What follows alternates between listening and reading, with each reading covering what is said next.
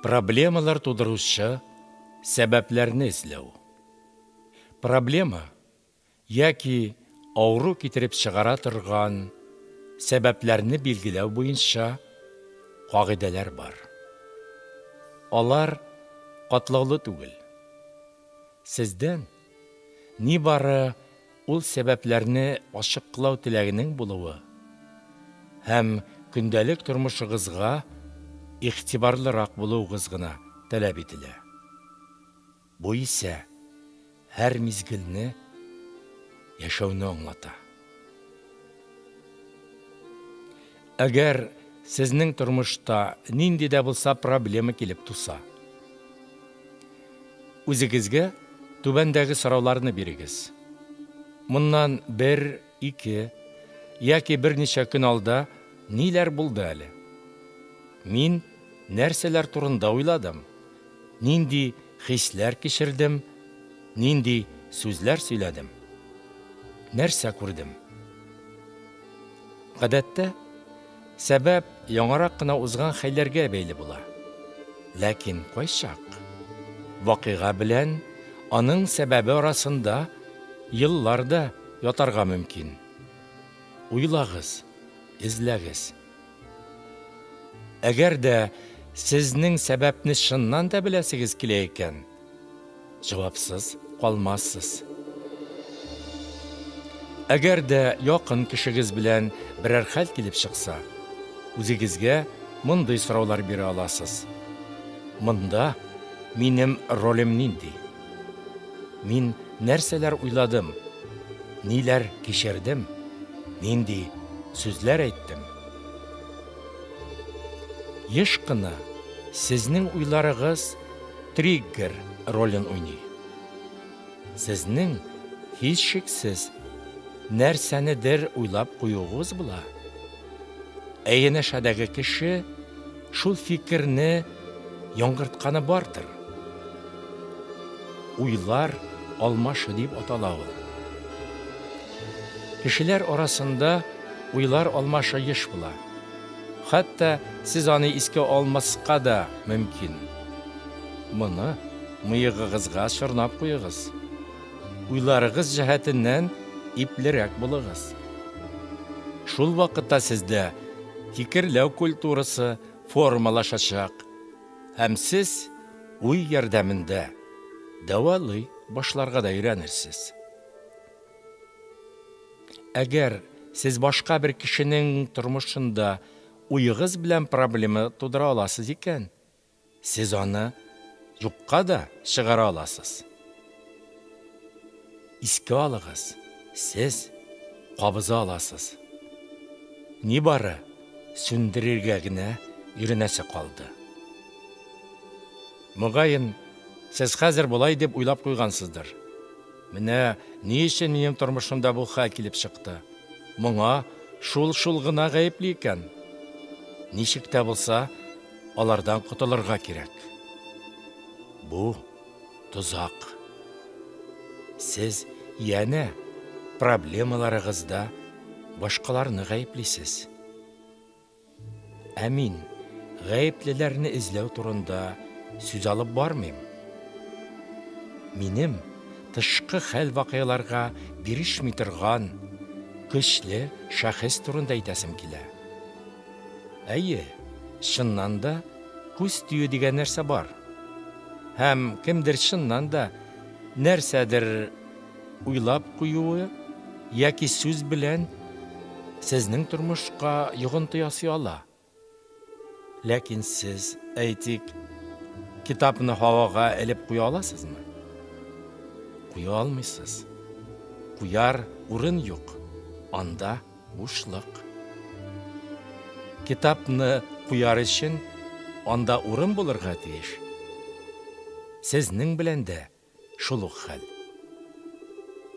Әгәр без эчтән буш икән, әгәр анда куркулар, үз-үзеңә ышанмаучылык, йомшаклык кебек сыйфатлар юк икән, аның урынына үз көчең турында инану, дөньяны ярату һәм аның белән бердәмлеккә омтылу бар икән, күз тия алмый, ул безнең калканга кадалып калачак. Үзең, әйләнә-тирә дөнья һәм кешеләр турында гармониялы уйлар, теләсә кайсы күз тиюгә, вампирга каршы торучы калкан, теләсә кайсы авырудан иң көчле дару. Күз тиюләр һәм вампирлык шуның белән кызыклы. Аңа һәр кайсыбыз бирешергә мөмкин. Бу күренешләрне мин моны ничек эшлим дигән сорауша күзәтү һәм өйрәнү кызык. Сез моны ничек эшлисез? Кеше турында нашар уйлаган сайын, көнләшкәндә, яисә нәрсә өчендер ашуланганда, сездә тискәре эмоциялар күтәрелгән сайын, сез күз тидерергә сәләтле буласыз.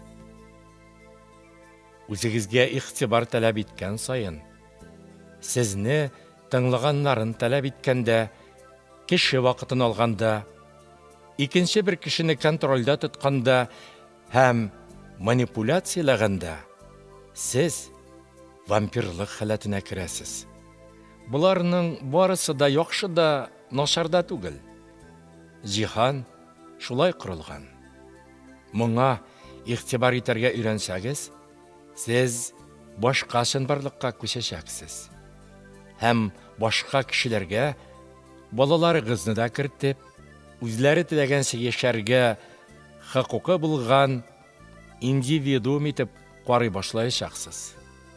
Сез кешене югары көчнең җирдәге шагылышы итеп ярата һәм хөрмәтли башлаячаксыз. Әгәр вакыйга яки бер артлы килгән вакыйгалар, кемдә булса берәр кеше яки берничә кеше аркасында килеп чыккан икән, шул мизгелдә нәрсәләр сөйләшүгез турында хәтерләгез.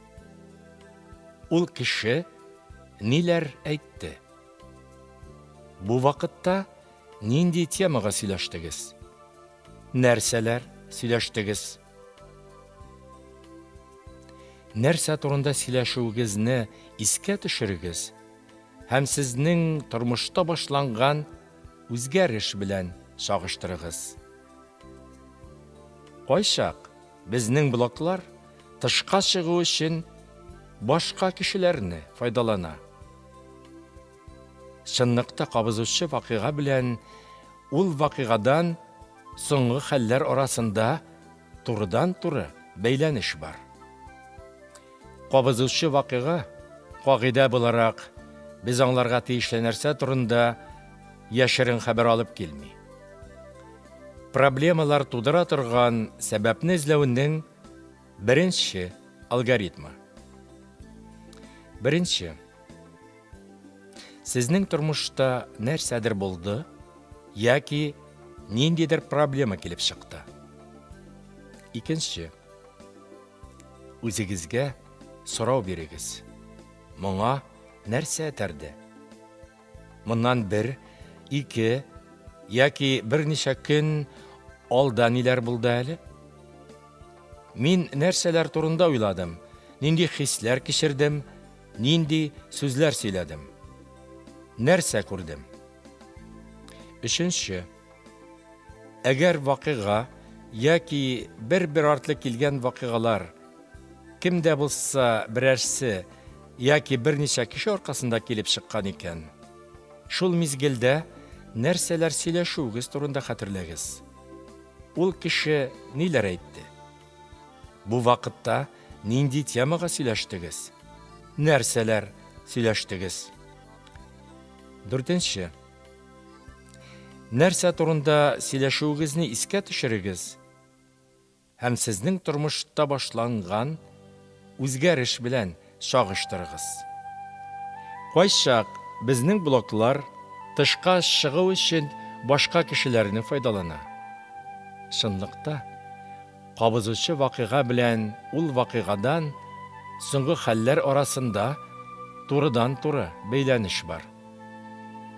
Кабызучы вакыйга кагыйдә буларак, без аңларга тиешле нәрсә турында яшерен хәбәр алып килми. 5.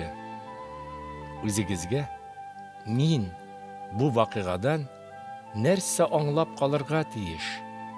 Мин үземне, бу дөньяны, әйләнә тирәмдәге кешеләрне ничек кабул итмим, ни өчен болай килеп чыкты дигән сорауларны бирегез.